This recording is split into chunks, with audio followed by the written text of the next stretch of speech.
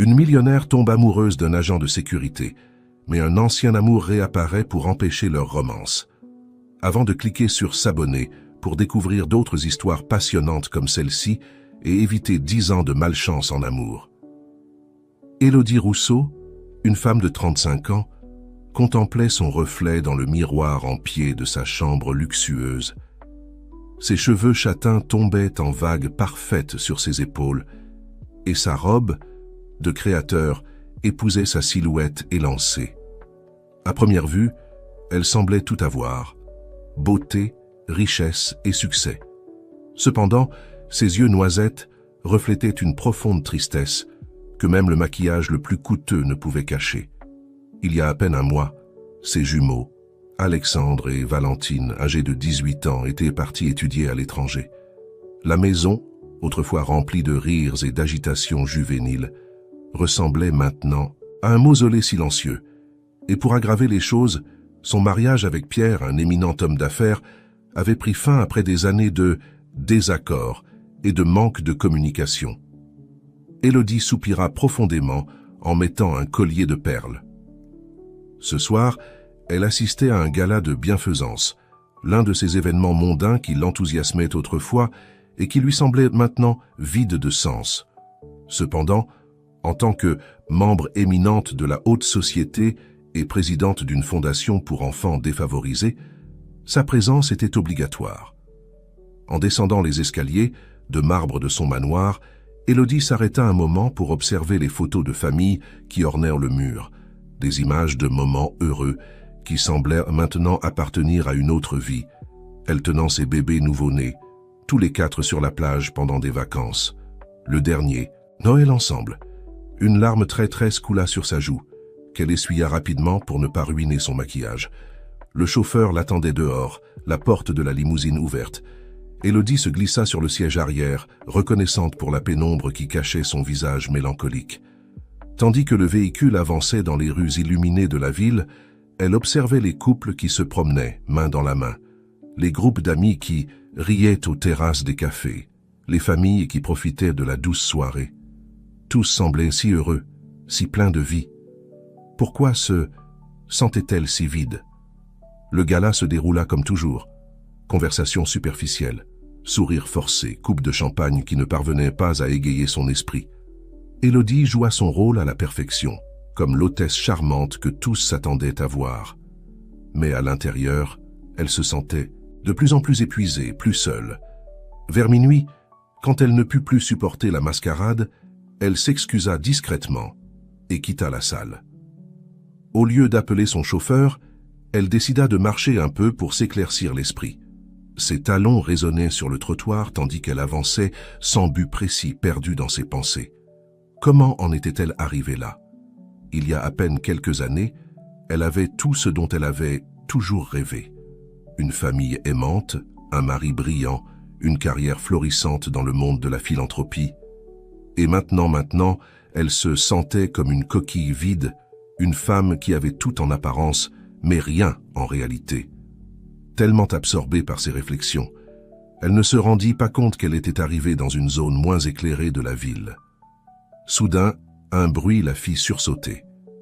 Élodie regarda autour d'elle, réalisant, pour la première fois à quel point elle était vulnérable. Une femme seule au milieu de la nuit, portant des bijoux coûteux et une robe de créateur, son cœur battait la chamade tandis qu'elle cherchait son téléphone dans son sac pour appeler son chauffeur. Mais avant qu'elle ne puisse composer le numéro, une voix masculine la surprit. « Tout va bien, madame ?» Élodie se retourna surprise pour se retrouver face à face avec un jeune homme grand et athlétique, vêtu de l'uniforme d'une société de sécurité. Ses yeux d'un bleu intense la regardaient avec un mélange d'inquiétude et de curiosité. « Oui, je vais bien », répondit-elle, essayant de retrouver son sang-froid. « Je me suis juste trop éloignée en me promenant. » Le jeune homme hocha la tête, compréhensif. « Je comprends. Cette zone peut être dangereuse la nuit. Voulez-vous que je vous accompagne à un endroit plus sûr où vous pourrez attendre votre transport ?» Élodie hésita un moment. Normalement, elle ne ferait pas confiance à un inconnu, mais quelque chose dans le regard sincère de ce jeune homme la rassura. De plus, l'uniforme semblait authentique. « Je vous en serai très reconnaissante, dit-elle finalement. Tandis qu'ils marchaient ensemble vers une rue plus fréquentée, Élodie ne put s'empêcher d'observer du coin de l'œil son accompagnateur. Il devait avoir environ 28 ans, estima-t-elle. Son visage, bien que sérieux, avait des traits attrayants et une mâchoire forte. Il y avait quelque chose dans sa présence qui transmettait à la fois sécurité et chaleur. « Je m'appelle Thomas », se présenta-t-il, rompant le silence. « Je travaille comme agent de sécurité de nuit dans ce quartier. »« Élodie », répondit-elle, se surprenant elle-même à ne pas utiliser son nom de famille comme elle le faisait habituellement dans les cercles sociaux. « Merci pour votre aide, Thomas. » Ils arrivèrent sur une avenue principale où les lumières des commerces et le trafic nocturne créaient une ambiance plus sûre. Élodie appela son chauffeur, qui l'informa qu'il arriverait dans quelques minutes. « Eh bien, je pense que je suis en sécurité maintenant, » dit-elle, se tournant vers Thomas. « Merci encore pour votre gentillesse. » Il sourit, et pendant un instant, Élodie sentit son cœur faire un bond. Cela faisait longtemps qu'elle n'avait pas ressenti cette sensation. « Ce fut un plaisir, Élodie, » répondit Thomas. « Faites plus attention la prochaine fois que vous déciderez de vous promener la nuit. » Lorsque la limousine arriva et qu'elle s'apprêtait à monter, Élodie s'arrêta et, dans une impulsion qu'elle ne sut expliquer, se retourna vers Thomas. « Vous travaillez tous les soirs par ici ?» demanda-t-elle, se surprenant elle-même par son audace. Thomas sembla également surpris par la question, mais acquiesça. « Oui, du lundi au vendredi. » Élodie hocha la tête, ne sachant pas quoi dire d'autre. Finalement, elle monta dans la voiture et, tandis qu'elle s'éloignait, elle ne put s'empêcher de regarder par la vitre arrière. Thomas était toujours là, l'observant partir. Et pendant un instant, leurs regards se croisèrent. Tandis que la limousine avançait dans les rues de la ville, Élodie se rendit compte que pour la première fois depuis longtemps, son cœur battait avec une émotion différente de la tristesse. Elle ne savait pas ce que signifiait cette rencontre fortuite avec Thomas, mais quelque chose en elle lui disait que sa vie était sur le point de changer. Les jours qui suivirent la rencontre avec Thomas se déroulèrent pour Élodie dans un étrange mélange de monotonie et d'anticipation. Le matin, elle se plongeait dans son travail à la fondation, organisant des événements caritatifs et supervisant des projets. Elle passait ses après-midi dans son immense maison, essayant de combler le vide avec des livres, des séries télévisées et des appels occasionnels à ses enfants à l'étranger. Mais quand la nuit tombait, ses pensées revenaient invariablement à ce jeune agent de sécurité aux yeux bleus. Elle se sentait ridicule, comme une adolescente vivant son premier béguin. Elle, Élodie Rousseau, une femme mûre et respectée dans la société, ne pouvait pas fantasmer sur une rencontre fortuite au milieu de la nuit. Et pourtant, elle était là, inventant des excuses pour passer dans ce quartier de la ville, espérant le revoir. Finalement, une semaine après leur première rencontre, Élodie ne put résister davantage. Elle décida de faire une promenade, nocturne par hasard, dans le quartier où elle avait rencontré Thomas. Son cœur battait fort tandis qu'elle marchait, ses yeux scrutant chaque coin à la recherche de cet uniforme familier. Et puis, comme si le destin avait entendu ses pensées, elle le vit. Thomas se tenait debout près de l'entrée d'un immeuble de bureau, alerte et sérieux dans son travail. Élodie hésita un moment, pensant à faire demi-tour et prétendre qu'elle n'avait jamais été là. Mais avant qu'elle ne puisse se décider, Thomas la vit et un sourire illumina son visage. « Élodie, » dit-il en s'approchant d'elle, « quelle surprise de vous retrouver ici à nouveau. » Elle sentit qu'elle rougissait, reconnaissante pour l'obscurité qui cachait son embarras. « Thomas, bonjour, je faisais une autre promenade. » Il arqua un sourcil amusé, à la même heure et au même endroit que la semaine dernière. Ce doit être une grande coïncidence. Élodie rit nerveusement, se sentant soudain comme une enfant prise en faute. « Eh bien, peut-être que ce n'est pas tout à fait une coïncidence, » admit-elle finalement. « La vérité est que je voulais vous revoir. » Les mots sortirent de sa bouche avant qu'elle ne puisse les arrêter. Et pendant un moment, le silence entre eux fut si dense qu'Élodie put entendre les battements de son propre cœur. Thomas la regarda fixement, son expression indéchiffrable. « J'ai pensé à vous aussi, » dit-il finalement, sa voix douce mais ferme. « Je ne savais pas si je vous reverrais. » Le soulagement qu'Élodie ressentit fut si grand qu'elle faillit avoir un vertige. Elle sourit, se sentant plus légère qu'elle ne l'avait été depuis des mois. « Aimeriez-vous prendre un café » demanda-t-elle, désignant un café ouvert 24 heures sur 24 de l'autre côté de la rue, c'est-à-dire si vous n'êtes pas trop occupé avec votre travail. Thomas regarda sa montre puis le café. « J'ai une pause dans 10 minutes. Si ça ne vous dérange pas d'attendre, ça ne me dérange pas du tout, » répondit rapidement Élodie. Ces 10 minutes semblèrent une éternité. Élodie attendit sur un banc proche, observant Thomas pendant qu'il continuait ses rondes. Il y avait une grâce dans ses mouvements, une assurance qu'elle trouvait fascinante. Quand il termina enfin son service et s'approcha d'elle, Élodie sentit que son cœur s'accélérait à nouveau. Le café était presque vide à cette heure, de la nuit. Ils s'assirent à une table à l'écart, avec 2 tasses de café fumant devant eux. Au début, la conversation fut timide, pleine de silence gênant et de regards furtifs. Mais peu à peu, la tension se dissipa. Élodie découvrit que Thomas était bien plus qu'un simple agent de sécurité. Nocturne. C'était un jeune homme intelligent et ambitieux qui travaillait la nuit pour payer ses études d'ingénieur pendant la journée. Il parlait avec passion de ses rêves de créer une technologie qui aiderait les personnes handicapées. De son côté, Thomas était fasciné par la vie d'Élodie. Il écoutait attentivement tandis qu'elle lui parlait de son travail à la fondation, de ses voyages à travers le monde, de ses expériences en tant que mère. Mais il remarqua aussi l'ombre de tristesse dans ses yeux lorsqu'elle mentionnait ses enfants ou son récent divorce. Les heures passèrent comme l'éclair, et avant qu'il ne s'en rende compte, le soleil commençait à pointer à l'horizon. Élodie regarda sa montre, surprise qu'ils aient passé toute la nuit à parler. « Mon Dieu, il fait déjà jour » s'exclama-t-elle. « Je suis vraiment désolée, Thomas. Vous devez être épuisé après votre service. » Il sourit, ses yeux brillants malgré la fatigue évidente. « Je ne regrette aucune minute, » dit-il doucement. C'était une nuit merveilleuse. Élodie sentit son cœur fondre à ces mots. Sans réfléchir, elle tendit sa main sur la table et la posa sur celle de Thomas. Le contact envoya un courant électrique dans tout son corps. « Pour moi aussi », murmura-t-elle. Ils se regardèrent dans les yeux pendant un long moment, et Élodie sut que quelque chose avait changé irréversiblement dans sa vie. Elle n'était plus la femme seule et triste qui était sortie se promener une semaine auparavant. Maintenant, elle sentait une étincelle d'espoir, une émotion qu'elle croyait avoir perdue pour toujours. Quand ils se séparèrent finalement, avec la promesse de se revoir bientôt, Élodie marcha vers sa maison d'un pas léger. Le monde semblait plus brillant, plus rempli de possibilités. Pour la première fois depuis longtemps, elle était impatiente de voir ce que l'avenir lui réservait.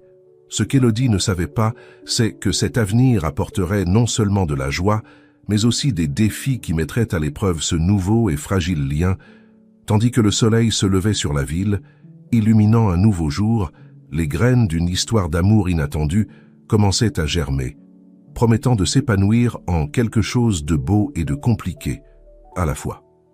Les semaines suivantes furent comme un tourbillon pour Élodie et Thomas. Ils se rencontrèrent presque tous les soirs après le service de Thomas, partageant des cafés, des promenades dans le parc au clair de lune et des conversations interminables.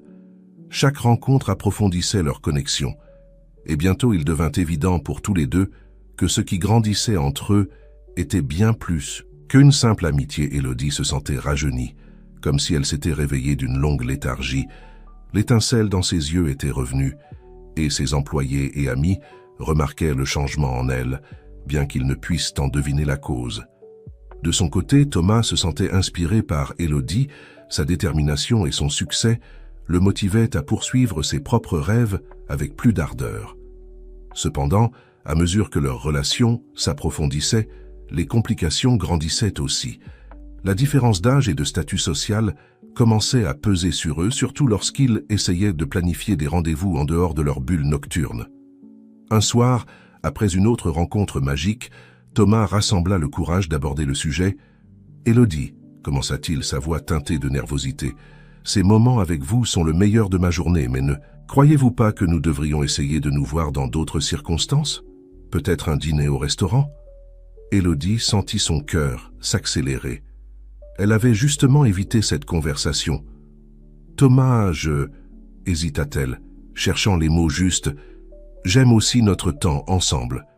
mais je ne sais pas si je suis prête à rendre cela public. » Elle vit la douleur se refléter dans les yeux de Thomas et se hâta d'expliquer « Ce n'est pas à cause de toi, s'il te plaît. Ne pense pas ça. C'est juste que ma vie est compliquée. J'ai 2 enfants de ton âge, une réputation à maintenir, des responsabilités. » Thomas hocha lentement la tête, mais Élodie put voir la déception sur son visage. « Je comprends, » dit-il, bien que son ton suggérât le contraire. « Je suppose que je suis trop jeune et insignifiant pour m'intégrer dans ton monde. »« Non !» s'exclama Élodie, prenant ses mains dans les siennes. « Tu es merveilleux, Thomas. Tu es intelligent, gentil, et tu as un cœur énorme. C'est juste que j'ai besoin de temps. » Le silence s'installa entre eux, lourd et chargé d'émotions non exprimées. Finalement, Thomas parla. « Je te donnerai tout le temps dont tu as besoin, Élodie, mais je veux que tu saches que pour moi, c'est réel. Je me fiche de ce que les gens disent. C'est toi que je veux, avec toute ta complexité et ton monde. » Les mots de Thomas touchèrent dans quelque chose de profond en Élodie. Elle réalisa qu'elle risquait de perdre quelque chose de précieux par peur du qu'en dira-t-on. « Tu as raison, » dit-elle finalement, prenant une décision. « Nous ne pouvons pas continuer à nous cacher. Que dirais-tu si vendredi nous allions dîner? Je connais un endroit magnifique avec vue sur la mer. » Le sourire qui illumina le visage de Thomas fut toute la réponse dont elle avait besoin. Le vendredi arriva plus vite qu'Élodie ne l'avait espéré. Elle se retrouva devant le miroir, plus nerveuse qu'elle ne l'avait été depuis des années. Elle opta pour une élégante robe rouge qui mettait en valeur sa silhouette et attacha ses cheveux en un chignon lâche. Quand Thomas vint la chercher, il avait insisté pour le faire, bien qu'elle ait proposé de se retrouver au restaurant. Élodie en eut le souffle coupé. Il portait un costume sombre qui lui allait parfaitement, et ses cheveux habituellement en désordre étaient soigneusement coiffés. « Tu es magnifique, » dit-il, ses yeux brillants d'admiration. « Et toi, tu es très élégant, » répondit-elle, sentant le rouge lui monter aux joues. Le restaurant était tout ce qu'Élodie avait promis, élégant, avec une vue spectaculaire sur l'océan et la ville. Cependant, au moment où ils entrèrent, Élodie sentit tous les regards se tourner vers eux. Elle reconnut plusieurs visages familiers de son cercle social et put voir la surprise et la curiosité dans leurs expressions. Thomas, sentant son malaise, lui serra doucement la main. « Ça va ?» chuchota-t-il. « On peut partir si tu veux. » Élodie respira profondément et secoua la tête. « Non, ça va. Je veux être ici, avec toi. » Le dîner se déroula merveilleusement bien. La conversation coulait facilement. Ils riaient, partageaient des anecdotes et, par moments, Élodie oubliait complètement qu'ils étaient dans un lieu public. Thomas la faisait se sentir jeune, vivante, appréciée pour qui elle était vraiment, pas pour son statut ou son argent. Cependant, la bulle de bonheur éclata brusquement lorsqu'une voix familière interrompit leur conversation. « Élodie, quelle surprise de te trouver ici !»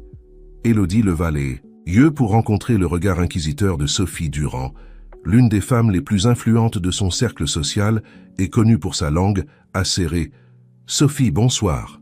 répondit Élodie, essayant de garder son sang-froid. « Je te présente Thomas. » Sophie regarda Thomas de haut en bas sans se soucier de cacher son dédain. « Enchantée, » dit-elle, d'un ton qui suggérait tout le contraire. « Je ne savais pas que tu avais un neveu, Élodie. » Le commentaire blessa Élodie plus qu'elle ne voulait l'admettre, mais avant qu'elle ne puisse répondre, Thomas intervint avec un sourire charmant. « En réalité, Madame Durand, je suis le compagnon d'Élodie ce soir, et je dois dire que c'est un plaisir d'être avec la femme la plus belle et la plus intéressante du restaurant. » Sophie sembla rester sans voix pendant un moment, ce qu'Élodie n'avait jamais vu auparavant. Finalement, elle marmonna un « au revoir hâtif » et s'éloigna sans doute désireuse de partager le potin avec les autres convives. Élodie regarda Thomas avec un mélange de surprise et de gratitude. C'était impressionnant. Il haussa les épaules en souriant. « J'ai juste dit la vérité, Élodie. Je me fiche de ce que pensent les autres. Je suis fier d'être avec toi et je ne laisserai personne nous faire sentir mal à ce sujet. » À ce moment-là, en regardant les yeux sincères de Thomas, Élodie prit une décision. Elle se pencha par-dessus la table et, devant tous ceux qui pouvaient les observer, embrassa doucement Thomas sur les lèvres. Quand ils se séparèrent, tous deux souriaient. « Prête à affronter les commérages » demanda Thomas. Élodie rit, se sentant plus légère qu'elle ne l'avait été depuis des années. Avec toi à mes côtés, je suis prête à affronter n'importe quoi. Ce qu'Élodie ne savait pas, c'est que ce moment de bonheur et de courage ne serait que le début d'une série de défis qui mettraient leur relation à l'épreuve. Les commérages se répandraient comme une traînée de poudre, atteignant des oreilles qui changeraient à jamais le cours de leur vie. Mais pour l'instant, en cette nuit magique, il n'existait que deux, amoureux et prêts à affronter le monde ensemble. Les jours qui suivirent le dîner furent un tourbillon d'émotions pour Élodie et Thomas. D'un côté, leur relation s'épanouissait, renforcée par la décision de la rendre publique. De l'autre, les commérages et les regards désapprobateurs les suivaient partout où ils allaient. Élodie essayait d'ignorer les commentaires malveillants et les appels de ses amies inquiètes qui la mettaient en garde contre les dangers de sortir avec un homme plus jeune. Thomas, de son côté, faisait face aux moqueries de certains de ses camarades d'université qui n'arrivaient pas à croire qu'il sortait avec une femme riche et plus âgée. Un après-midi, alors qu'il se promenait dans le parc, Élodie reçut un appel qui allait tout changer. C'était Valentine, sa fille. « Maman ?» La voix de Valentine semblait tendue. « C'est vrai ce que m'a raconté tante Sophie? Tu sors avec un gamin ?» Élodie eut l'impression de recevoir un coup de poing dans l'estomac. « Valentine, chérie, ce n'est pas ce que tu penses. Thomas n'est pas un gamin, c'est un homme merveilleux. Et il a notre âge, maman, » interrompit Valentine, sa voix s'élevant. « Comment as-tu pu? Tu ne penses pas à nous, à ce que vont dire nos amis. Valentine, s'il te plaît, écoute-moi. » Mais sa fille avait déjà raccroché. Élodie resta à regarder le téléphone, sentant les larmes commencer à se former dans ses yeux. Thomas, qui avait observé la conversation en silence, la serra fort dans ses bras. « Ça va ?» demanda-t-il doucement. Élodie secoua la tête, incapable de parler pendant un moment. Quand elle retrouva enfin sa voix, elle semblait brisée. « C'était ma fille. Elle a appris pour nous et elle n'est pas heureuse. » Thomas soupira, resserrant son étreinte. « Je suis vraiment désolé, Élodie. Je sais à quel point tes enfants sont importants pour toi. » Ils restèrent ainsi longtemps, enlacés au milieu du parc, ignorant les regards curieux des passants. Finalement, Élodie s'écarta un peu, regardant Thomas dans les yeux. « Peut-être que c'était une erreur, » dit-elle à voix basse. « Peut-être que nous sommes égoïstes, mes enfants. »« Non, » interrompit Thomas fermement. « Ne dis pas ça. Ce que nous avons n'est pas une erreur. C'est réel et beau. Tes enfants ont besoin de temps pour comprendre. C'est tout. » Élodie voulait le croire, mais le doute s'était déjà installé dans son cœur. Avait-elle vraiment le droit à ce bonheur si cela allait blesser ses enfants? Les jours suivants furent tendus. Élodie essaya à plusieurs reprises de communiquer avec Valentine et Alexandre, mais ses appels allaient directement sur la messagerie vocale. Thomas faisait de son mieux pour la soutenir, mais il pouvait sentir qu'Élodie s'éloignait émotionnellement. Une semaine après l'appel de Valentine, Élodie était dans son bureau à la Fondation lorsqu'elle reçut une visite inattendue. Son ex-mari, Pierre, entra, sans s'annoncer, son visage un masque de fureur à peine contenu. « C'est vrai ?» exigea-t-il sans préambule. « Tu sors avec un gamin ?» Élodie se leva de son bureau, sa posture défensive. « Pierre, tu n'as pas le droit de venir ici et de me questionner sur ma vie personnelle. »« J'ai tous les droits. Quand ça implique mes enfants, » cria Pierre. « Tu as une idée à quel point ils sont gênés. Valentine ne veut même pas rentrer à la maison pour les vacances. » Ces mots furent comme un coup de poignard pour Élodie. L'idée que ses actions éloignent ses enfants était insupportable. « Je ne voulais blesser personne, » dit-elle faiblement. Pierre s'approcha, sa voix plus douce mais non moins accusatrice. « Mets fin à tout ça, Élodie. Pour le bien de nos enfants, pour ta propre réputation, ne gâche pas tout pour un caprice. » Après le départ de Pierre, Élodie resta assise dans son bureau, se sentant plus seule que jamais. Elle prit son téléphone et, d'une main tremblante, écrivit un message à Thomas. « Nous devons parler. C'est important.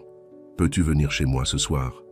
La réponse arriva presque instantanément. « Bien sûr, je serai là. » Ce soir-là, quand Thomas arriva, il trouva Élodie assise sur le canapé de son salon, l'air abattu. Sans dire un mot, il s'assit à côté d'elle et prit ses mains dans les siennes. « Que se passe-t-il » demanda-t-il doucement. Élodie respira profondément, rassemblant le courage pour ce qu'elle s'apprêtait à dire. « Thomas, je crois que nous devons arrêter tout ça. » Elle vit la douleur inonder les yeux de Thomas et sentit son propre cœur se briser. « Pourquoi ?» demanda-t-il, sa voix à peine un murmure.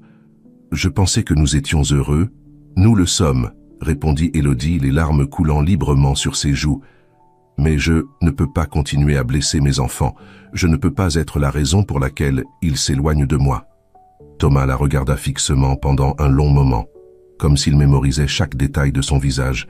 « Je t'aime, Élodie, » dit-il finalement, « et je sais que tu m'aimes aussi.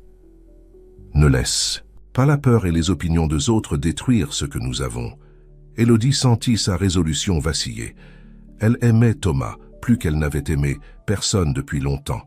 Mais l'amour d'une mère pour ses enfants ne devrait-il pas être plus fort? « J'ai besoin de temps, » dit-elle finalement, pour réfléchir, pour parler à mes enfants. « S'il te plaît, comprends-moi. » Thomas hocha lentement la tête, la douleur évidente dans chaque ligne de son visage. Il se leva et, avant de partir, se pencha pour embrasser doucement le front d'Élodie. « Je t'attendrai, » dit-il simplement, « le temps qu'il faudra. » Après le départ de Thomas, Élodie resta assise dans l'obscurité de son salon, pleurant silencieusement. Elle avait pris une décision, mais était-ce la bonne? Renonçait-elle à son bonheur pour plaire aux autres? Ce qu'Élodie ne savait pas, c'est que cette décision allait déclencher une série d'événements qui changeraient sa vie à jamais. Le destin avait des plans différents, et bientôt elle se retrouverait face à des défis qu'elle n'aurait jamais imaginés, l'obligeant à réexaminer tout ce qu'elle croyait savoir sur l'amour, la famille et le bonheur. Les semaines qui suivirent sa séparation de Thomas furent un tourment pour Élodie.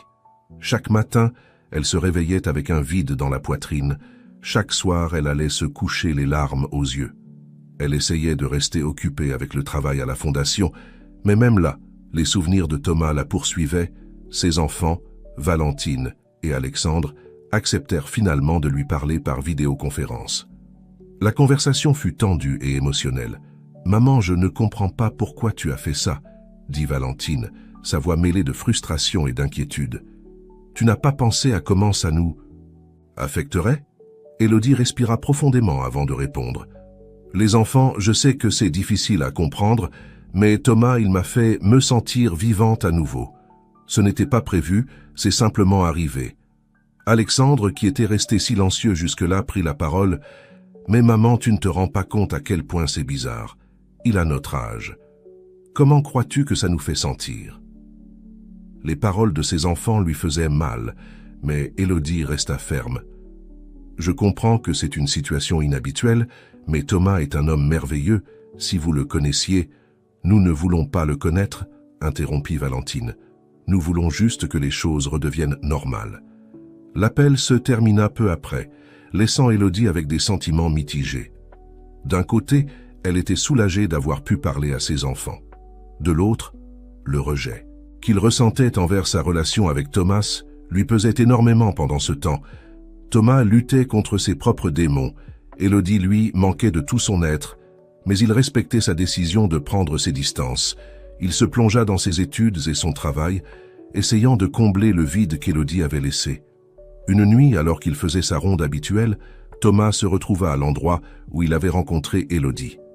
Les souvenirs l'inondèrent et il sentit une oppression dans sa poitrine. C'est alors qu'il remarqua une silhouette familière qui marchait sur le trottoir. C'était Pierre, l'ex-mari d'Élodie. Thomas hésita un moment, mais quelque chose dans l'attitude furtive de Pierre attira son attention. Il le suivit discrètement, gardant une distance prudente. Pierre s'arrêta devant un immeuble d'appartements et regarda autour de lui avant d'entrer. Thomas attendit quelques minutes puis s'approcha du bâtiment. À travers une fenêtre du rez-de-chaussée, il put voir Pierre enlacer une femme beaucoup plus jeune, l'embrassant passionnément. Le cœur de Thomas battait fort. Voilà Pierre, l'homme qui avait durement critiqué la relation d'Élodie avec lui, impliqué dans une aventure avec une femme qui semblait avoir le même âge que ses enfants. Sans réfléchir à deux fois, Thomas sortit son téléphone et prit quelques photos. Il ne savait pas s'il les utiliserait un jour, mais il sentait qu'Élodie méritait de connaître la vérité sur son ex-mari. Les jours passèrent, et Thomas luttait avec la décision de partager ou non cette information avec Élodie. Serait-il juste de l'impliquer dans plus de drames, ou avait-elle le droit de connaître la vérité sur l'homme qui influençait les opinions de ses enfants? Finalement, après beaucoup de réflexion, Thomas décida qu'Élodie méritait de connaître la vérité. Il lui envoya un message lui demandant de se rencontrer. Élodie reçut le message de Thomas avec un mélange d'anxiété et d'excitation. Malgré ses efforts pour rester éloignée, elle n'avait pas cessé de penser à lui un seul jour. Ils convinrent de se retrouver dans le parc où ils avaient l'habitude de se promener. Quand ils se virent, tous deux eurent l'impression que le temps n'avait pas passé. Élodie dut résister à l'envie de se jeter dans ses bras. « Tu m'as manqué, dit doucement Thomas. »« Toi aussi, répondit Élodie, sa voix à peine un murmure. Thomas prit une profonde respiration. « Élodie, il y a quelque chose que tu dois savoir. » C'est à propos de Pierre. Il lui montra les photos qu'il avait prises, lui expliquant comment il les avait obtenues. Élodie les regarda en silence, son expression passant de la surprise à la colère, puis à une profonde tristesse. « Tout ce temps, dit-elle finalement, sa voix tremblante, tout ce temps, il m'a fait me sentir coupable, me disant que je faisais honte à la famille, et lui, elle s'arrêta, incapable de continuer. Thomas la prit instinctivement dans ses bras, et elle se laissa consoler, les larmes coulant librement sur ses joues. « Je suis désolé, Élodie, » murmura Thomas. « Je sais que ça doit être difficile. » Élodie s'écarta un peu, regardant Thomas dans les yeux. « Non, ne sois pas désolé, merci de me l'avoir dit. J'avais besoin de le savoir. » Ils restèrent silencieux un moment, assimilant tout ce qui s'était passé. Finalement, Élodie parla. « J'ai été stupide, Thomas. J'ai laissé la peur et les opinions des autres dicter ma vie. J'ai renoncé à quelque chose de beau pour plaire à tout le monde, sauf à moi-même. » Thomas prit ses mains dans les siennes. « Tu n'es pas stupide, Élodie. Tu es une mère qui aime ses enfants et qui veut le meilleur pour eux. Mais tu mérites aussi d'être heureuse. » Élodie hocha lentement la tête, comme si elle arrivait à une révélation. « Tu as raison. Je mérite d'être heureuse, et tu me rends heureuse, Thomas. »« Qu'est-ce que tu dis ?» demanda Thomas, son cœur battant fort. « Je dis que je t'aime, » répondit Élodie fermement, « et que je ne veux pas renoncer à ce que nous avons. Ce ne sera pas facile, je le sais. Mes enfants devront encore l'accepter et il y aura des gens qui nous jugeront, mais si tu es prêt à essayer, je le suis aussi. » Le sourire qui illumina le visage de Thomas fut éblouissant. « Élodie, il n'y a rien que je désire plus au monde. » Ils s'embrassèrent là, au milieu du parc, sans se soucier de qui pouvait les voir. C'était un baiser de réconciliation, de promesse, d'un nouveau départ. Ce que ni l'un ni l'autre ne savaient à ce moment-là, c'est que leur décision d'être ensemble déclencherait une série d'événements qui mettraient leur amour à l'épreuve comme jamais auparavant. Le chemin qui les attendait était semé d'obstacles, mais aussi de surprises inattendues, qui changeraient leurs vies à jamais.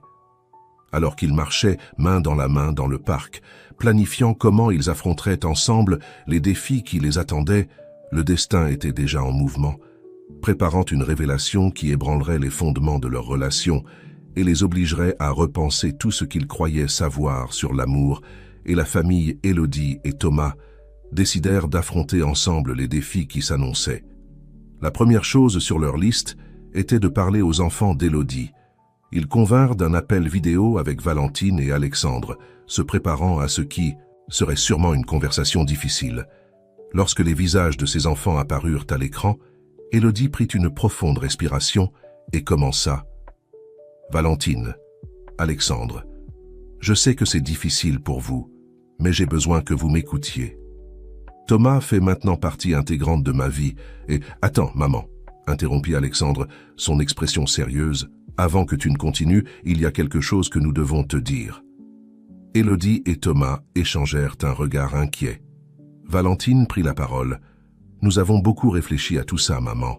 Et même si au début ça a été un choc, nous nous sommes rendus compte que, eh bien, nous ne t'avions pas vue aussi heureuse depuis des années. »« Qu'est-ce que vous essayez de dire ?» demanda Élodie, sa voix tremblant légèrement. « Nous disons que si Thomas te rend heureuse, alors nous sommes prêts à lui donner. »« T'as une chance !» répondit Alexandre. « Ce ne sera pas facile et il faudra du temps pour s'y habituer, mais nous voulons que tu sois heureuse, maman. » Les larmes commencèrent à couler sur les joues d'Élodie. Thomas lui serra la main en signe de soutien. « Merci les enfants, » parvint à dire Élodie entre deux sanglots. « Vous ne savez pas ce que cela signifie pour moi. » La conversation se poursuivit pendant un bon moment, Thomas se présentant officiellement et les jumeaux posant des questions, certaines gênantes, mais toutes honnêtes. À la fin de l'appel, bien qu'il y ait encore une certaine tension, on sentait un air d'espoir. Avec le soutien inattendu de ses enfants, Élodie se sentit plus forte que jamais. Elle et Thomas commencèrent à faire des projets pour l'avenir, parlant de déménager ensemble et de la façon dont ils intégreraient leur vie. Quelques semaines plus tard, alors qu'Élodie travaillait dans son bureau à la Fondation, elle reçut un appel qui allait tout changer. « Madame Rousseau, je suis le docteur Leroux de l'hôpital Saint-Louis. J'ai besoin que vous veniez immédiatement à l'hôpital. Il s'agit de votre ex-mari, Pierre. » Le cœur d'Élodie s'accéléra, malgré tout ce qui s'était passé entre eux. Pierre restait le père de ses enfants. « Que s'est-il passé ?» demanda-t-elle, redoutant la réponse. « Il a eu un accident de voiture. Il est en soins intensifs. Eh bien, il y a autre chose dont nous devons discuter en personne. » Élodie arriva à l'hôpital en un temps record, avec Thomas à ses côtés. Le docteur Leroux les accueillit avec une expression grave. « Madame Rousseau, Monsieur Durand est stable, mais dans un état critique. » Cependant, il y a une autre complication. Le docteur fit une pause, comme s'il cherchait les mots justes. Dans la voiture avec lui, il y avait une jeune femme. Elle est enceinte. Élodie eut l'impression que le monde s'arrêtait. « Enceinte », répéta-t-elle, incrédule. « Oui, d'environ 3 mois. Et elle affirme que Monsieur Durand est le père. » La nouvelle tomba comme une bombe. Élodie chancela, reconnaissante pour le bras de Thomas qui la soutenait. « Qui est-elle » demanda-t-elle finalement. « Son nom est Léa Martin. Elle a 26 ans. » Élodie ferma les yeux, essayant d'assimiler l'information. Pierre, l'homme qui l'avait critiqué pour sa relation avec Thomas, attendait un enfant avec une femme encore plus jeune. Les jours suivants furent un tourbillon d'émotions. Pierre se remettait lentement, tandis que Léa, avec seulement des blessures mineures, sortait rapidement de l'hôpital. Élodie se retrouva dans l'étrange position de devoir gérer non seulement la santé de son ex-mari, mais aussi la nouvelle de sa future paternité. Valentine et Alexandre arrivèrent en urgence, choqués par la nouvelle de l'accident de leur père et encore plus par la révélation de la grossesse de Léa. Un après-midi, alors que Thomas et les jumeaux étaient à la cafétéria de l'hôpital, Élodie se retrouva seule avec Léa dans la salle d'attente. « Je suis vraiment désolée, » dit Léa, sa voix à peine un murmure. « Je n'ai jamais voulu causer de problème. » Élodie la regarda, remarquant pour la première fois à quel point elle paraissait jeune et effrayée. « Ce n'est pas de ta faute, » répondit-elle doucement. « Pierre a pris ses propres décisions.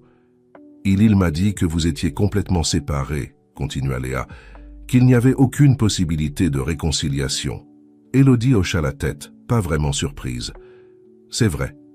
Notre relation s'est terminée il y a longtemps. » Elles restèrent silencieuses un moment, chacune perdue dans ses pensées. « Que vas-tu faire ?» demanda finalement Élodie. Léa caressa doucement son ventre. « Je vais garder le bébé. Je sais que ce sera difficile, mais je l'aime déjà. » Élodie ressentit une vague d'empathie pour la jeune femme. Elle se rappela comment elle s'était sentie quand elle était enceinte des jumeaux, la peur et l'excitation mêlées. « Si tu as besoin d'aide, » se surprit-elle à dire, « tu peux compter sur moi. » Léa la regarda avec surprise. « Pourquoi ferais-tu ça ?»« Parce que ce bébé sera le frère ou la sœur de mes enfants, » répondit Élodie avec un sourire triste. « Et parce que personne ne devrait traverser ça seul. » À ce moment-là, Thomas et les jumeaux revinrent. Ils virent Élodie et Léa en train de parler et s'arrêtèrent, incertains. Élodie leur fit signe d'approcher. « Valentine, Alexandre, » dit-elle doucement. « Il y a quelqu'un que je veux vous présenter. » Tandis qu'elle faisait les présentations, Élodie réalisa que sa vie avait pris un tournant complètement inattendu. Elle était là, avec son petit ami plus jeune, ses enfants adultes, et la jeune femme enceinte de son ex-mari. C'était une situation qu'elle n'aurait jamais imaginée, mais d'une certaine manière, cela semblait juste. Ce qu'Élodie ne savait pas, c'est que ce tournant du destin n'était que le début. La naissance du bébé de Léa allait apporter avec elle une révélation qui ébranlerait les fondements de tout ce qu'ils croyaient savoir sur leur famille, les obligeant à redéfinir le sens de l'amour et des liens qui les unissaient. Alors que le soleil se couchait sur l'hôpital, baignant la salle d'attente d'une lumière dorée, Élodie regarda les personnes rassemblées autour d'elle. Sa famille, si différente, maintenant de ce qu'elle avait imaginé un jour, mais d'une certaine manière plus forte et plus unie que jamais. L'avenir était incertain, plein de défis et de surprises, mais pour la première fois depuis longtemps, Élodie se sentait prête à l'affronter. Avec Thomas à ses côtés et l'amour de sa famille, tant celle du sang que celle qu'elle avait choisie, elle savait qu'elle pourrait surmonter n'importe quoi. Les mois qui suivirent, l'accident de Pierre, furent un tourbillon de changements et d'adaptations pour tous les concernés. Pierre se remettait lentement, faisant face non seulement aux séquelles physiques de l'accident, mais aussi aux conséquences de ses actions. La nouvelle de sa relation avec Léa et de la grossesse de cette dernière s'était rapidement répandue dans leurs cercles sociaux, générant un scandale qui éclipsait même les commérages sur la relation d'Élodie. Et Thomas Élodie, quant à elle, se retrouva dans une position qu'elle n'aurait jamais imaginée: soutenir la jeune maîtresse de son ex-mari pendant sa grossesse. Malgré le malaise initial, Élodie découvrit en Léa une jeune femme douce et effrayée qui avait désespérément besoin d'une figure maternelle dans sa vie. Un après-midi, alors qu'elle accompagnait Léa à un rendez-vous médical, Élodie réfléchissait au tournant qu'avait pris sa vie. « Je n'aurais jamais pensé être ici, tu sais », dit-elle soudainement. Alors qu'elles attendaient dans la salle de consultation, Léa la regarda avec curiosité. « Tu regrettes ? De m'aider, je veux dire ?»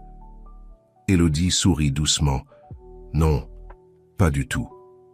C'est juste que la vie a une drôle de façon de nous surprendre, tu ne trouves pas ?» Avant que Léa ne puisse répondre, l'infirmière les appela pour entrer dans le cabinet, pendant que le médecin réalisait l'échographie. Élodie tenait la main de Léa, toutes deux avec des larmes aux yeux, en voyant l'image du bébé sur l'écran. « C'est une fille », annonça le docteur avec un sourire. Léa laissa échapper un sanglot de joie et Élodie la serra instinctivement dans ses bras. À ce moment-là, Élodie réalisa que sans le vouloir, elle avait commencé à aimer ce bébé, comme si c'était sa propre petite fille. Pendant ce temps, Thomas faisait face à ses propres défis. Malgré le soutien initial de Valentine et Alexandre, il y avait encore des moments de tension et de malaise. Déterminé à construire une relation solide avec les enfants d'Élodie, Thomas proposa un dîner hebdomadaire où ils pourraient de mieux se connaître. Un soir, après l'un de ces dîners, Alexandre resta en arrière pour parler à Thomas en privé. « Tu sais, au début, je pensais que c'était de la folie », commença Alexandre, sa voix sérieuse mais pas hostile. Voir ma mère avec quelqu'un de mon âge, c'était difficile à digérer. Thomas hocha la tête, attendant patiemment qu'Alexandre continue. « Mais maintenant ?» Alexandre fit une pause, comme s'il cherchait les mots justes. « Maintenant, je vois à quel point tu la rends heureuse. Et c'est vraiment tout ce qui compte. » Thomas sentit un poids se lever de ses épaules. « Merci, Alexandre, ça signifie beaucoup pour moi. J'aime ta mère et je promets de toujours prendre soin d'elle et de la respecter. » Alexandre sourit et, à la surprise de Thomas, lui offrit une accolade. « Bienvenue dans la famille, je suppose », dit-il avec un rire un peu gêné mais sincère. À mesure que la date de naissance du bébé de Léa approchait, la dynamique familiale devenait de plus en plus complexe. Pierre, encore en rééducation, luttait pour accepter sa nouvelle réalité et son rôle de père à nouveau à un âge avancé. Valentine et Alexandre oscillaient entre l'excitation d'avoir une nouvelle petite sœur et la confusion face à cette situation peu conventionnelle. Élodie et Thomas, de leur côté, étaient devenus un pilier de soutien non seulement pour Léa mais pour toute la famille. Leur relation s'était renforcée à travers les défis et ils commencèrent à parler sérieusement de leur avenir ensemble. Un soir, alors qu'ils se promenaient sur la plage sous un ciel étoilé, Thomas s'arrêta et prit les mains d'Élodie dans les siennes. « Élodie, commença-t-il, sa voix tremblant légèrement de nervosité, « ces derniers mois ont été une folie, mais ils ont aussi été les plus heureux de ma vie. Avec toi à mes côtés, je sens que je peux affronter n'importe quoi. » Élodie sentit son cœur s'accélérer, devinant ce qui allait suivre. Thomas s'agenouilla dans le sable et sortit une petite boîte de sa poche. Élodie Rousseau, me ferais-tu l'honneur de m'épouser » Les larmes jaillirent des yeux d'Élodie tandis qu'un sourire illuminait son visage. « Oui, Thomas, 1000 fois oui. » Ils s'embrassèrent sous les étoiles, scellant leur engagement et leur promesse d'un avenir ensemble. Cependant, le destin avait encore une surprise en réserve pour cette famille peu conventionnelle. 2 semaines après la demande en mariage de Thomas, par un après-midi d'été chaud, Léa entra en travail. L'hôpital se remplit rapidement de l'étrange mélange qui formait maintenant cette famille. Élodie et Thomas, Valentine et Alexandre, Pierre en fauteuil roulant, et même quelques membres de la famille de Léa qui étaient arrivés pour la naissance. Après des heures d'attente anxieuse, les pleurs d'un bébé brisèrent le silence. Quelques instants plus tard, une infirmière sortit avec un petit paquet enveloppé dans une couverture rose. « Félicitations », dit-elle avec un sourire. « C'est une magnifique petite fille, en bonne santé. » Pierre fut le premier à tenir le bébé, des larmes coulant sur ses joues, tandis qu'il regardait sa fille nouveau-née. Puis, dans un geste qui surprit tout le monde, il tendit le bébé à Élodie. « Tu veux tenir ta petite fille » demanda-t-il doucement. Élodie prit la petite dans ses bras, émerveillée par sa perfection. Thomas s'approcha, passant un bras autour d'Élodie et regardant avec émerveillement la nouveau-née. « Elle est magnifique » murmura Thomas. À ce moment-là, alors que tous se rassemblaient autour pour voir la nouvelle venue dans la famille, Élodie ressentit une vague d'amour et de gratitude. Elle regarda autour d'elle, Thomas, son futur mari, ses enfants, maintenant adultes et acceptant cette nouvelle réalité. Pierre, son ex-mari, mais toujours partie de sa famille. Léa, la jeune femme qui était entrée dans leur vie de manière inattendue. Et enfin, le petit bébé dans ses bras, symbole de nouveau départ. La vie avait pris des tournants inattendus, l'emmenant sur des chemins qu'elle n'aurait jamais imaginés. Mais ici, entourée d'amour sous toutes ses formes, Élodie sut qu'elle avait trouvé sa véritable place. Ce qu'Élodie ne savait pas, c'est que la naissance de ce bébé allait apporter avec elle une révélation qui ébranlerait les fondements de tout ce qu'ils croyaient savoir sur leur famille. Une vérité cachée était sur le point d'être révélée, une vérité qui les obligerait à redéfinir une fois de plus le sens de l'amour, de la famille et des liens qui les unissaient. Alors que la petite ouvrait les yeux pour la première fois, regardant le monde qui l'entourait, le destin était déjà en mouvement, préparant le terrain pour le chapitre final de cette histoire d'amour inattendue. Les mois qui suivirent à la naissance de la petite Sophie, comme Léa avait décidé de l'appeler en l'honneur de sa grand-mère, furent un tourbillon d'émotions et d'ajustements pour toute la famille. Élodie et Thomas reportèrent leur projet de mariage pour aider Léa avec le bébé, tandis que Pierre luttait pour s'adapter à son nouveau rôle de père à un âge avancé. Valentine et Alexandre, qui avaient initialement montré une certaine réticence envers leur nouvelle sœur, se retrouvèrent bientôt complètement amoureux de la petite Sophie. Ils passaient des heures à jouer avec elle et s'offraient comme babysitters dès qu'ils le pouvaient. Un après-midi, alors qu'Élodie berçait doucement Sophie pour l'endormir, elle remarqua quelque chose qui la glaça. Le bébé avait un petit grain de beauté à la base du cou, exactement au même endroit où Valentine en avait un identique. Le cœur battant la chamade, Élodie commença à remarquer d'autres détails. La forme des yeux de Sophie, si similaire à ceux d'Alexandre. La courbe de son sourire, un reflet exact de celui de Pierre. Un soupçon commença à se former dans son esprit, une idée si folle qu'au début, elle essaya de l'écarter. Mais plus elle observait Sophie, plus il lui était difficile d'ignorer les similitudes. Ce soir-là, après avoir couché Sophie, Élodie s'assit avec Thomas sur la terrasse de la maison. « Thomas » commença-t-elle, sa voix tremblant légèrement. « Il y a quelque chose que je dois te dire. C'est fou, mais je n'arrête pas d'y penser. » Thomas la regarda avec inquiétude, prenant ses mains dans les siennes. « Que se passe-t-il, mon amour ?» Élodie respira profondément avant de continuer. « Je crois que Sophie pourrait être la fille de Pierre, mais pas celle de Léa. » Thomas la regarda, confus. « Que veux-tu dire ? Nous avons vu Léa enceinte. Nous étions avec elle lors de l'accouchement. »« Je sais, » répondit Élodie, frustrée de ne pas pouvoir mieux s'expliquer. « Mais il y a quelque chose chez Sophie. Elle a des traits qui sont identiques à ceux de Valentine et Alexandre quand ils étaient bébés. » et elle a le même grain de beauté que Valentine, exactement au même endroit. Thomas resta silencieux un moment, assimilant l'information. « Tu suggères que Sophie pourrait être ta fille ?» demanda-t-il finalement, sa voix à peine un murmure. Élodie hocha la tête, les larmes aux yeux. « Je sais que ça semble impossible, mais je n'arrête pas d'y penser.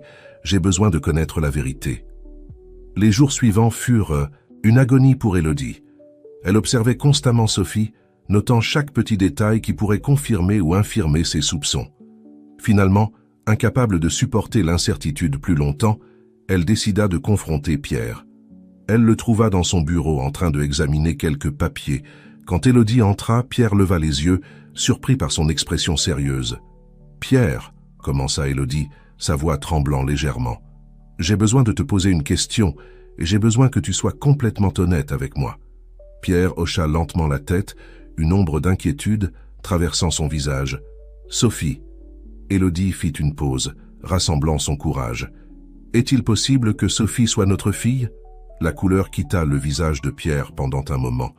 Il sembla qu'il allait nier, mais ensuite ses épaules s'affaissèrent et il laissa échapper un long soupir. « Comment l'as-tu su ?» demanda-t-il finalement, sa voix à peine audible.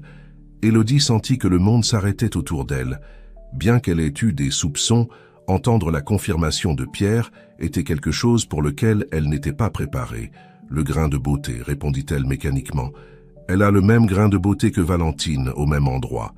Et ses yeux, ils sont identiques à ceux d'Alexandre quand il était bébé. » Pierre hocha lentement la tête. « J'aurais dû savoir que tu le découvrirais. Tu as toujours été la plus observatrice de nous deux. »« Comment ?» exigea Élodie, sa voix mêlée de douleur et de confusion. « Comment est-ce possible ?» Pierre se leva avec difficulté de sa chaise et marcha vers la fenêtre, son regard perdu dans l'horizon. « Tu te souviens de cette clinique de fertilité où nous sommes allés il y a des années, quand nous essayions d'avoir un autre enfant ?» commença-t-il. « Eh bien, il s'avère qu'ils avaient encore quelques-uns de nos embryons congelés. » Élodie sentit qu'elle manquait d'air. Elle se souvenait de cette période de leur vie, le désespoir d'avoir un autre enfant, les traitements qui n'avaient pas fonctionné. « Quand j'ai rencontré Léa, » continua Pierre, « elle m'a parlé de ses problèmes de fertilité. Dans un moment de folie, je lui ai suggéré que nous utilisions l'un de nos embryons. Je n'ai jamais pensé qu'elle accepterait, mais elle l'a fait. »« Et Léa ?» demanda Élodie, son esprit tournoyant. « Elle sait. » Pierre secoua la tête. « Non, elle croit que l'embryon était seulement le mien. Je ne lui ai jamais dit que tu étais la mère biologique. » Élodie s'effondra sur une chaise. Submergée par la révélation, Sophie, le bébé qu'elle avait soigné et aimé comme si c'était sa petite fille, était en réalité sa fille. Sa fille et celle de Pierre. « Nous devons le leur dire, » dit finalement Élodie, à Léa, aux enfants, à tout le monde. Pierre acquiesça, le poids de la culpabilité évident sur son visage. « Je sais, et nous le ferons, ensemble. » Les jours suivants furent un tourbillon de confessions et de larmes. Léa, dévastée au début, trouva du réconfort dans le fait qu'Élodie n'avait pas l'intention de lui enlever Sophie Valentine, et Alexandre, surpris mais excité, embrassèrent l'idée d'avoir une nouvelle petite sœur Thomas. De son côté, démontra une fois de plus pourquoi Élodie l'aimait tant. Malgré le choc initial, il resta fermement à ses côtés, offrant un soutien inconditionnel et de l'amour. Quelques semaines plus tard, toute la famille se réunit dans la maison d'Élodie et Thomas pour un dîner spécial. Sophie, inconsciente du drame qui l'entourait, gazouillait joyeusement dans les bras de Léa. Élodie se leva tenant une coupe. « Je voudrais porter un toast, » dit-elle, sa voix pleine d'émotion. « À notre famille. Une famille qui ne se définit pas par le sang ou les gènes, mais par l'amour que nous avons les uns pour les autres. » Elle regarda autour d'elle. Thomas, son futur mari, Valentine et Alexandre, ses enfants aînés, Pierre, son ex-mari, mais toujours partie de sa famille, Léa, la jeune femme qui était entrée dans leur vie de manière inattendue, et enfin la petite Sophie, le miracle qui les avait tous unis d'une manière qu'ils n'auraient jamais imaginée. « À Sophie, » continua Élodie, les larmes aux yeux, « qui nous a appris que l'amour peut prendre des formes surprenantes et belles. Et à nous tous qui avons appris à aimer sans condition, à pardonner et à accepter que la famille est bien plus que ce que dictent les conventions. » Tous levèrent leurs verres. les voix se mêlant en un chœur ému de santé. Après le toast, alors que tout le monde discutait et riait, Élodie s'approcha de Léa qui berçait doucement Sophie. « Je peux ?» demanda Élodie, tendant les bras vers le bébé. Léa acquiesça avec un sourire et lui passa Sophie. Élodie regarda la petite, s'émerveillant une fois de plus devant ses yeux, si semblables à ceux d'Alexandre, et le petit grain de beauté sur son cou, identique à celui de Valentine. « Tu sais, dit Léa à voix basse, quand j'ai appris la vérité, j'ai eu peur pendant un moment que tu veuillas me prendre Sophie. » Élodie leva les yeux, surprise. « Je ne ferai jamais ça, Léa. Tu es sa mère dans tous les sens qui importent. » Léa sourit, ses yeux brillants de larmes contenues. « Je le sais, et j'en suis reconnaissante. Mais je suis aussi heureuse que Sophie et tant de gens qui l'aiment, deux mères, un père, des grands frères et sœurs. C'est une enfant chanceuse. » Élodie acquiesça, ressentant une vague d'affection pour la jeune femme. « Nous avons tous de la chance de la voir, et de t'avoir dans nos vies. » De l'autre côté de la pièce, Thomas observait la scène avec un sourire. Alexandre s'approcha de lui offrant une bière. « Tu sais, dit Alexandre, quand tu as commencé à sortir avec ma mère, je pensais que tu étais un opportuniste qui ne cherchait que son argent. » Thomas rit doucement. « Je ne te blâme pas, j'aurais aussi été sceptique à ta place. Mais maintenant, continua Alexandre, après tout ce qui s'est passé, après avoir vu comment tu as été là pour ma mère, pour nous tous, eh bien, je voulais juste te dire que je suis heureux que tu fasses partie de notre famille. » Thomas sentit un nœud se former dans sa gorge. « Merci, Alexandre, ça signifie beaucoup pour moi. » Ils restèrent silencieux un moment, observant la famille réunie. « C'est fou, non ?» commenta finalement Alexandre. « Il y a un an, nous étions une famille normale. Maintenant, nous avons une nouvelle sœur qui est aussi notre nièce, une belle-mère plus jeune que nous, et notre mère est fiancée à quelqu'un de notre âge.